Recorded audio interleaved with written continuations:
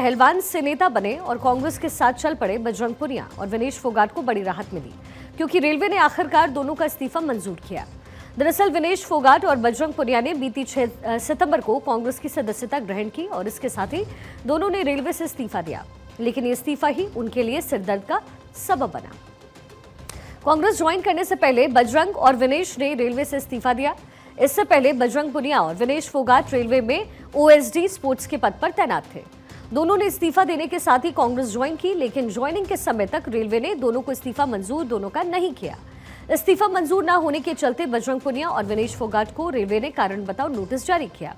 वहीं दूसरी तरफ इसी बीच कांग्रेस ने विनेश फोगाट को टिकट देकर के चुनावी मैदान में उतार दिया, लेकिन रेलवे से इस्तीफा ना मंजूर होने के चलते चुनाव लड़ना विनेश फोगाट के लिए मुश्किल का सबब बना हुआ था, क्योंकि हमारे देश का कानून इस बात की इजाजत नहीं देता है। अगर कोई शख्स किसी सरकारी पद पर बैठा है और उसे चुनाव लड़ना है तो इस्तीफा पहले देना होता है।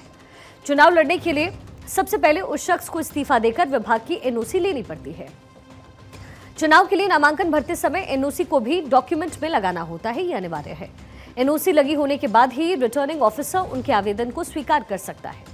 दरअसल कांग्रेस ने विनेश फोगाट को जुलाना से अपना उम्मीदवार बनाया है, जहां कांग्रेस को लंबे वक्त से जीत का इंतजार है। ऐसे में विनेश फोगाट के लिए जुलाना से मुकाबला लड़ना इतना आसान नहीं होने वाला है।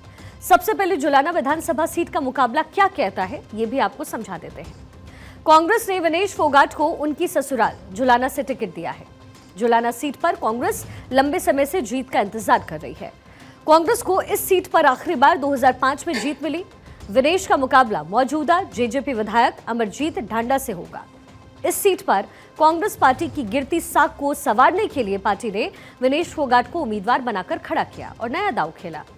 2019 में भी कांग्रेस को इसी सीट से काफी बड़ी हार का सामना करना पड़ा।